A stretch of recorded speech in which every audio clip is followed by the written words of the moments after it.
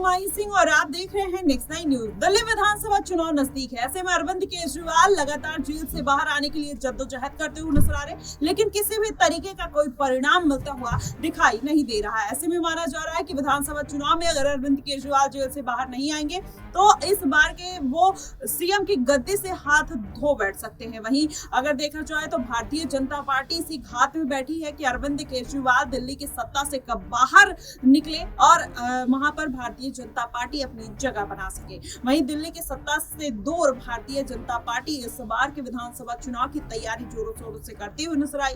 वहीं अरविंद केजरीवाल लगातार ईडी के मामले में अंतरिम जमानत मिल जाती है, लेकिन सीबीआई के मामले में जिस तरीके से घिरते हुए नजर आते हैं, यही माना जा रहा है कि मनीष सिसोदिया की तरह अरविंद केजरीवाल को भी लंबे समय तक जेल में रहना पड़ सकता है। लेकिन वहीं अभिषेक मनु सिंघवी जिस तरीके से दलीलें पेश कर रहे हैं, इससे कहीं ना कहीं जनता हो या कोर्ट हो सोचने के लिए मजबूर हो सकती है। जी हाँ, अभिषेक मनु सिंघवी ने कहा कि ईडी और सीबीआई की जो टाइमिंग है कितनी परफेक्ट कैसे हो सकती है। आप देखिए कि ईडी के मामले में जैसे अंतरिम जमानत मिलती है तभी सीबीआई अपनी चार्जशीट दाखिल कर देती है और अरविंद केजरीवाल को गिरफ्तार कर लेती है। तो कहीं ना कहीं टाइमिंग को लेकर सवाल उठते हुए नजर आ रहे हैं कि ये एक प्लानिंग के साथ किया जा रहा है जिससे अरविंद केजरीवाल विधानसभा चुनाव से दूर रह सके। ऐसे में लोकसभा चुनाव में बड़ा झटका लगा, 7 की 7 सीटें अरविंद केजरीवाल हारते हुए नजर आते हैं।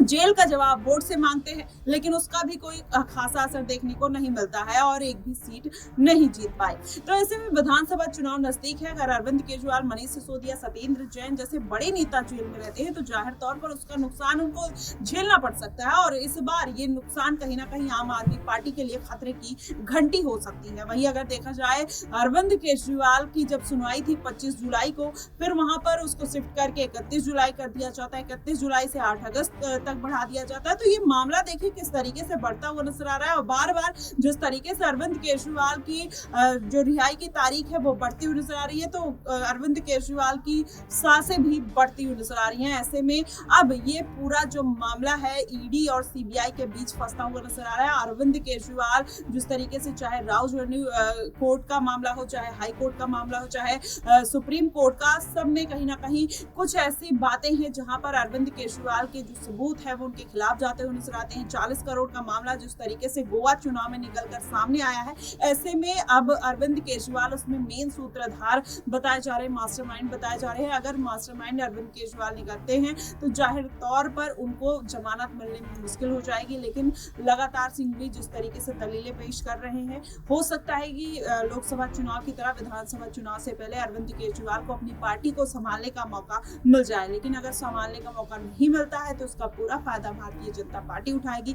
वहीं अगर देखा जाए तो अब इंडिया गठबंधन के साथ अरविंद केजरीवाल ने अपना अलायंस जो है वो तोड़ लिया है, लेकिन क्या इस बार विधानसभा की मजबूरी फिर से किसी के साथ गठबंधन करने के लिए अरविंद केजरीवाल को मजबूर कर देगी? क्या अरविंद केजरीवाल अगर गठबंधन में जाएंगे तो उसका फायदा उनको मिलता हुआ नजर आएगा या फिर लोकसभा चुनाव की तरह उनको घाटा ही मिल सकता है? ऐसे में देखना दिलचस्प होगा कि आखिरकार दिल्ली की जो राजनीति है किस तरफ जा रही है, जनता का जो रुख है वो अरविंद केजरीवाल की तरफ है या भारतीय जनता पार्टी, क्योंकि सत्ता में जिस तरीके से भारतीय जनता पार्टी बनी हुई है, तीसरी बार लगातार केंद्र में सरकार बनाई है। ऐसे में अगर दिल्ली में अपनी सरकार बना लेती है तो कहीं ना कहीं भारतीय जनता पार्टी के लिए बड़ी जीत होगी। वहीं अरविंद केजरीवाल की मुश्किलें लगातार बढ़ सकती है। हरियाणा में विधानसभा चुनाव है, ऐसे में चुनावी मैदान में उतरने की तैयारी कर ली है। इस बार चुनावी मैदान को साथ पाएंगे हरियाणा की नहीं, ये देखना दिलचस्प होगा। वहीं अगर देखा जाए तो सुनीता केजरीवाल हरियाणा में जिस तरीके से अपनी तार ठोकते हुए नजर आ रही हैं,